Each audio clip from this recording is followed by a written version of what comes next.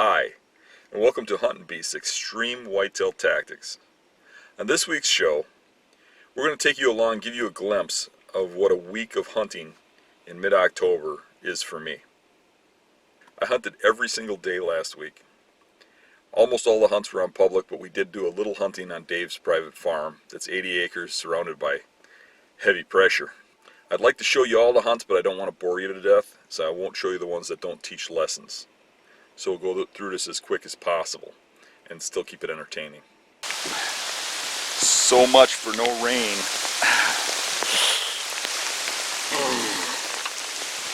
Checked the weather just before I left and they said no rain. Well, it looks like the camera's still alive. We had about a half an hour torrential downpour. I wasn't expecting it. Earlier today they were predicting rain for this time of day, but I wasn't prepared for it because the weather said that they changed it to no rain till about 9 or 10 o'clock tonight. I'm wearing a t-shirt, soaked to the bone, my work pants, and I'm just wearing loafers. I am completely soaked.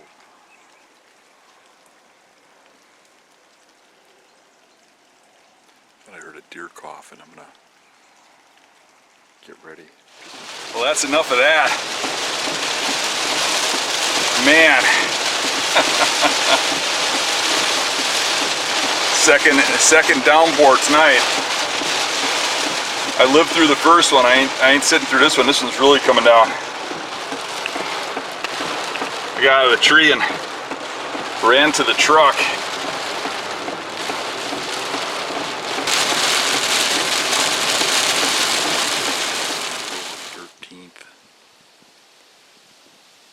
The sun's out now, but it's been kind of overcast and windy. We've got a southwest wind blowing pretty brisk, which is precisely what I need for this spot. I came out here the other day and did do a hunt in this tree, but I got blasted out of here by thunderstorms, and I'm pretty sure I didn't leave any scent behind. It poured. I'm hunting over a food plot here, a little tiny green one. And you see a trail coming in the back, and the trail coming over there. And when we came in down the farm road up here, and a pretty nice buck jumped up right there when our wind hit him, and we just froze. And he hopped down through here, went through here, and went around. And I could see good antlers on him. He looked tight, but real high.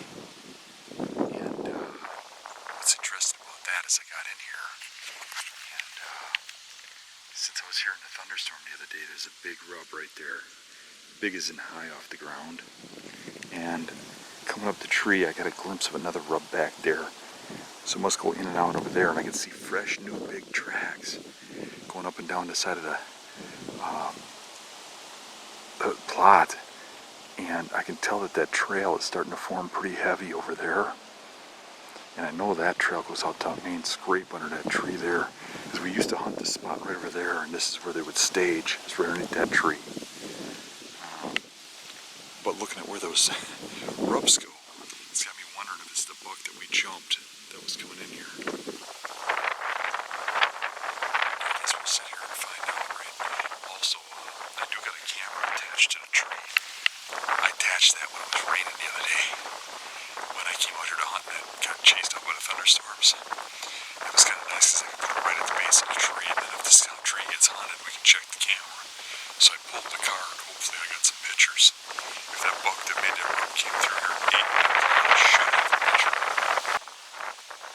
Bedding is along that tree line there. There's bedding over here quite a bit. That trail comes in and out of bedding. That's all the bedding that comes from that trail is within 100 yards. There's also bedding up on top of that hill and where we kicked the buck up. Alright, I checked the cards, and the camera shows about 3 or 4 bucks coming in here. Now, one of them looked like it might be a shooter, but hard to tell, and it did come from that way in the evening. Which is when we jumped on bucks. Might have screwed this up already. But it's real hard to see on this thing, in this lighting out here, how big they were.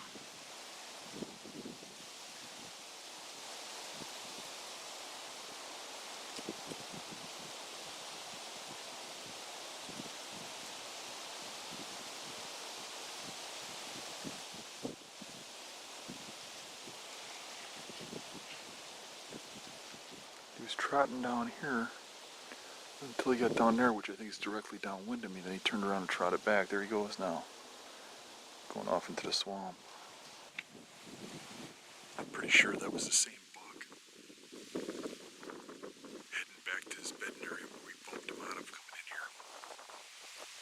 At least getting a better look at him. It wasn't a shooter. But he was going right back to that same bedding area. I'm sure that was him, coming from the same direction he ran to.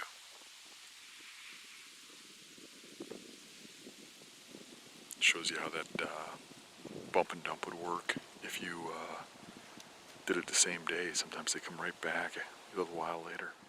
I'm hunting in a crazy spot. I'm 100 yards from my truck in the main parking lot, and I'm sitting in the crotch of a willow.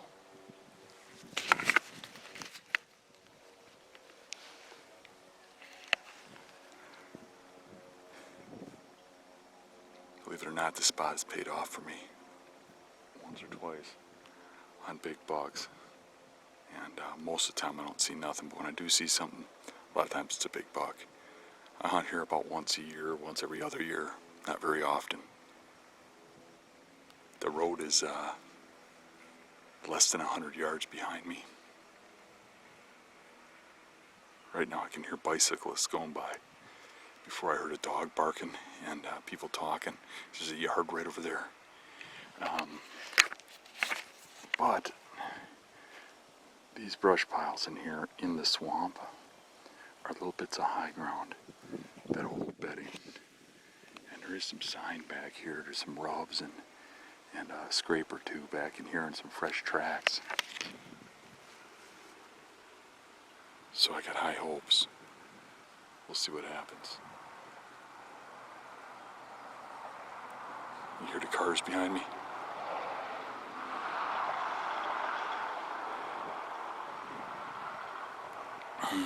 I'm 120 yards from the human access that goes through over there. So these bucks come out of here. You can see the trail there, across the creek, come up through there. They come through there. They kind of stage under those trees, and there's a nice trail that goes through over there. We'll see. It's just a matter of being here the right day, I guess. So crazy, I can't get a stand up here. Look what I have to do with my camera arm. I have to put it on that tree and extend it all the way out here in order to use a camera arm. I don't see it anymore, but it was just in front of that bush over there. It's a little buck. Looks like a spike or a forkhorn.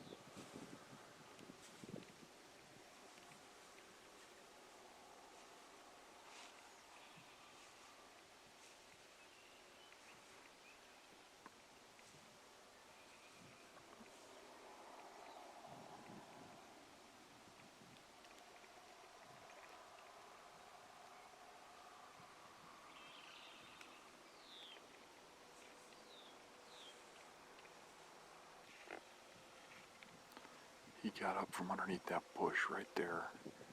That's about 80 yards from here. That's where he got up.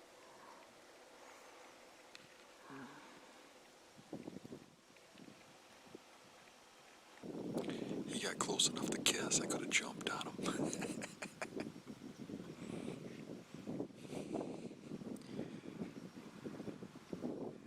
Now where's his daddy? I'm out here on the public land, and you gotta shake your head sometimes. This guy's got a blind set up here, right on the public land, where it's legal, and a climber right here. I mean, how many setups does he need to claim? Hopefully he didn't booger up my area about 400 yards that way, but ridiculous. The crap you go through on public land, right? Well, always good to know where the competition is, right? Well. Looks like the rub line's opened up with some big rubs. Heading right towards that guy's blind. Blind's right there.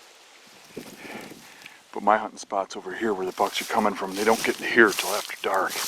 There's another good rub right there. So hopefully this guy doesn't have this boogered up on me, because there's obviously one coming out here.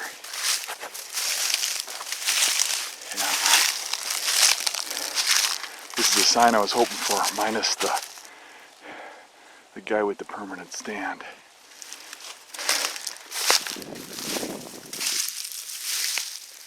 I gotta get onto that island over there, and that's where they're gonna be bedding, right off the tip of that.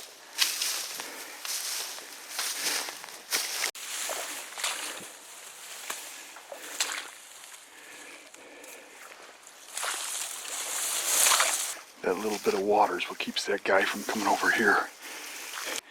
I got to the edge of the island. I was going to hunt on the other side. The bedding's usually off that way. The buck jumped up right here. It was a nice one. 8-pointer, probably about 130 class. And he ran right up to where I was going to go. I think I'm still going to go there. Maybe there's another one in here. And or maybe he comes back. He didn't get my wind or anything. He just heard me. He might have saw me, but I didn't do anything aggressive. He might come back like the one the other night. So I'll slide up there and set up real quietly. He jumped up from like 15 yards that way on the other side of that fallen tree. Ran right through there. A few times I've sat here, I've had a lot of encounters with some big bucks.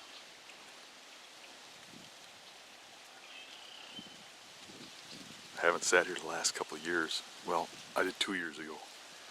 Maybe it was 3, and I had an encounter with a giant 8. I haven't been here since.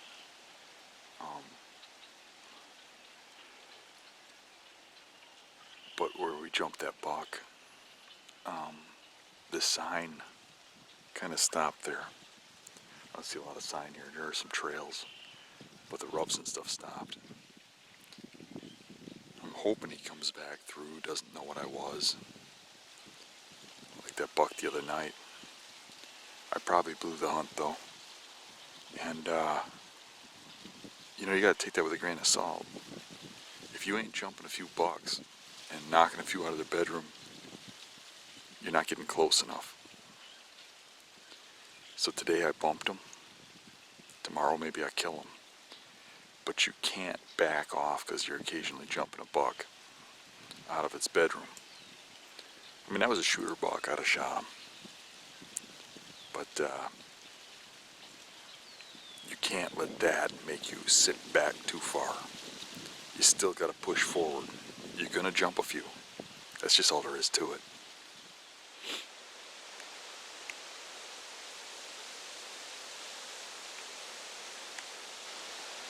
Making my way into my hunting spot. And a lot of fresh sign going in and out of here.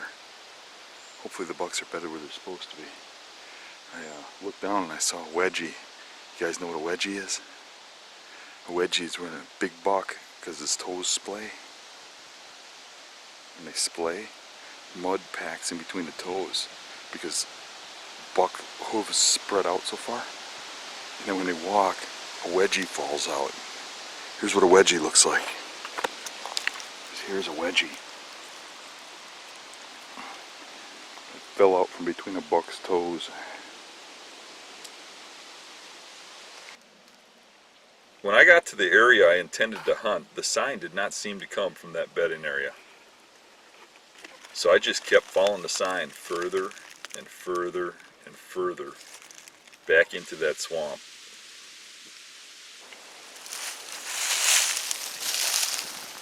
Look at this licking branch. Holy crap. It's even rubbed down there. 6 feet up. There's a rub tree there. Rub tree there. I think this guy is the same guy that made the rub and scrape over there. And there's some big old rubs coming through here. I think I need to get right over here. I think that's where he's coming from. Follow this back. He's already seen the leaves where he's coming from, but I kind of had an idea of where I wanted to go. But I wanted to scout too and see if I came into anything. Where I wanted to go didn't have much sign, but I got into a lot of buck sign and started following it back, and it led me to back here. And I think this is where the buck's living. We got a good scrape right over there, and we got known buck bedding out here, over there, and over there, and even over there. The scrape and a bunch of rubs are right there, and then they feed off, going back. And here's just the old rubs from years gone by where they used to come through here. But I've had some action right over here, and I might be better off if I was sitting more over there. But the bucks usually get this far, and I'm not real sure they ain't coming from that way. I'm 90% sure they come from this way, but I want to cut this off too. So, and they really could be coming from that way. So from over there, I ain't got no shot. Everything kind of meets right here. And there's actually still a few acorns on the ground. So it's already like 5 o'clock because I've been following the sign around and following these transitions for a while. So I need to get in the tree. But hopefully whatever's making those scrapes shows up.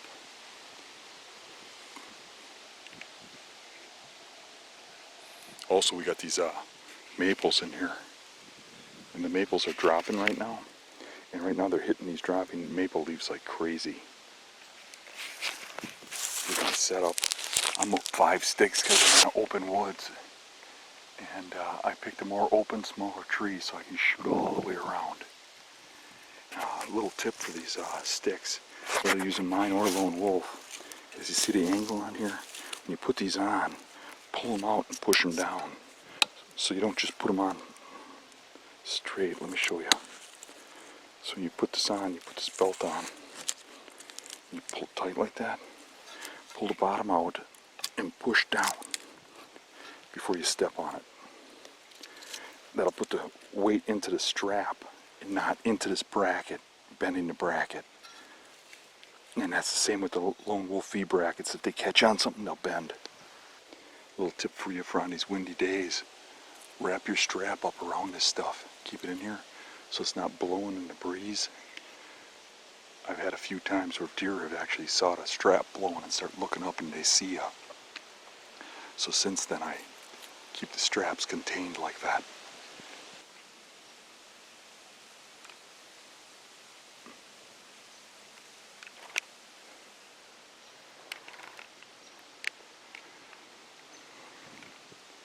I can see some trails going through here, but really not much. This has got me thinking that maybe buck's coming right through here. And the rub line, the old rub line kind of goes that way. Oh, look at that. There's a big rub over there. That's what I was trying to spot, is one from the tree. So he's coming from that way. Okay. Yeah. If I'd known that, I'd set up my stand facing that way. But I think I'm fine with where I'm at. Narrow off that way if he comes in that way. And still blend in good. These leaves.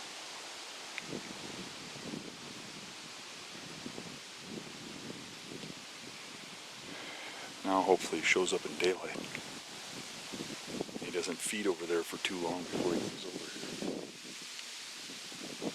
But in the direction of those, that rub, the cattails are only about 50 more yards. And I have seen some big bucks get up out of those cattails right there. And any further, they're in water. So he's either walking on the edge and coming in, or he's getting up right there. Which also means if I would have went further, I'd have probably jumped him. And had a repeat of yesterday. Who knows? Let's see if one gets up and comes in.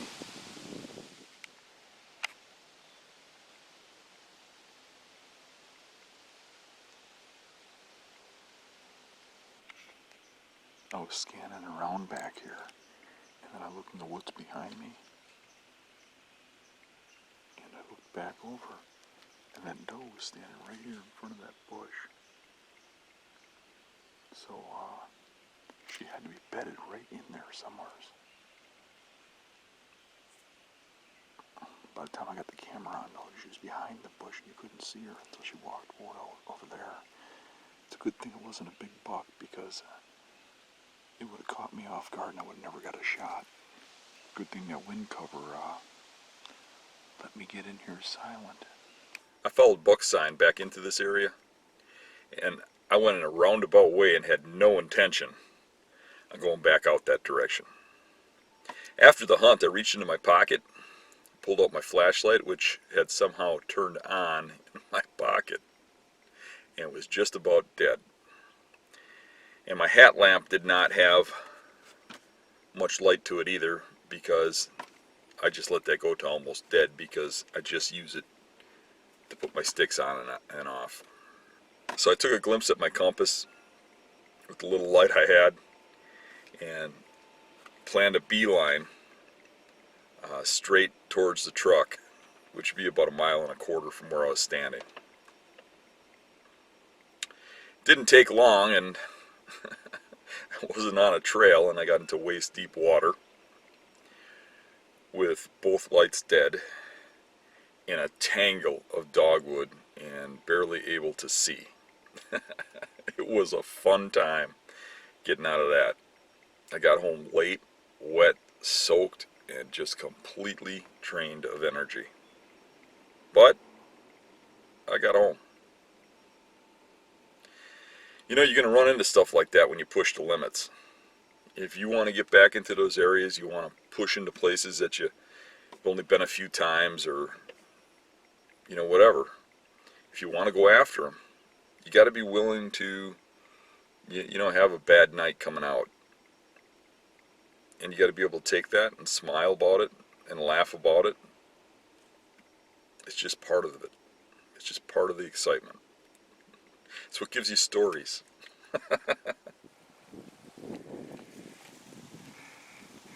This setup only has me 2 sticks high.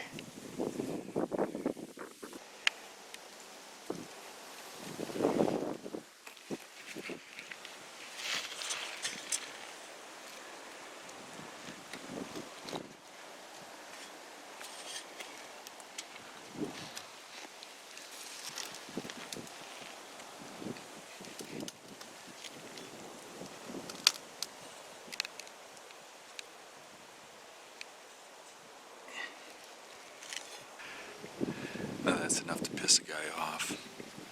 I filled my whole pocket with candy, and I ate it all before I got to the tree. After yesterday's hunt, I took it a little easy on myself.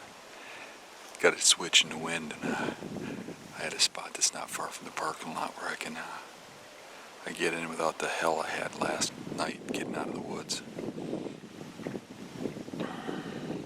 It's a cool little spot here. I've had some run-ins with some pretty big bucks here. My son got a giant here, 160s, and I seen a giant non-typical here, but then some guys found out where I was hunting and moved in and really over-hunted this last year, and just spot checked it. It seems like they're gone. So we'll give her a shot. I've only hunted this tree about twice in my life. I usually hunted back further. This is really pushing the limits, getting out this far. because you usually jump a bunch of deer right in here, and I did jump a doe back there coming in.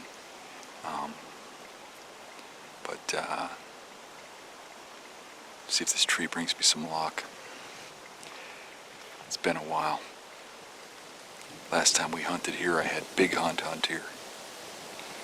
He set up right here. You can't even see where he set up anymore. It's been so long. But he had a small buck come through. Didn't shoot it. Had some good wind cover to get in here. Hopefully nothing hurt me. It's a jungle thick behind me. But I don't think big bucks go through that too much. They got trails through it, but they wouldn't be able to get their antlers through there. Usually when the big bucks come out of here, that's where the does come from, the small bucks. But the big bucks come from over there. And then they come right down around here. These trails. That trail right there is really beat. Right here. There's some more trails coming out over there.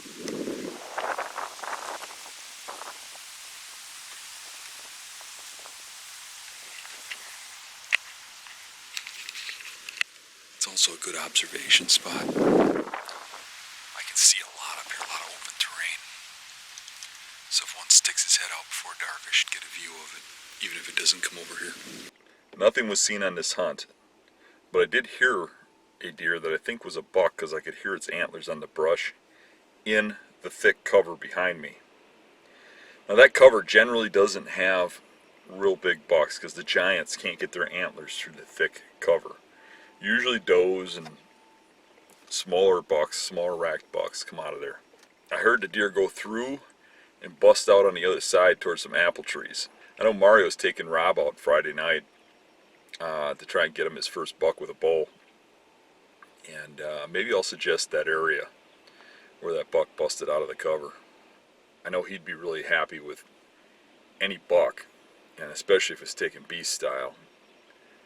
And you never know, maybe something big pops out of there, but maybe I'll suggest that area to them and see if they want to go over there. Well, I hope you enjoyed this glimpse into what a typical October week is for me. Till I see you again, hunt like a beast. Hold on. Okay. It is dead.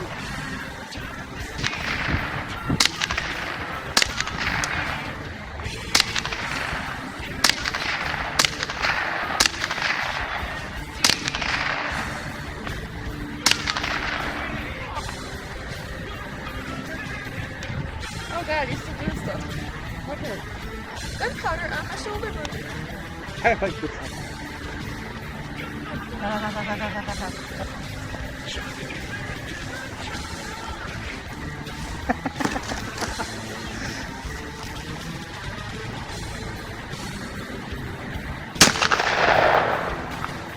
I'm done. I'm done. I'm done. Fuck. Jerk.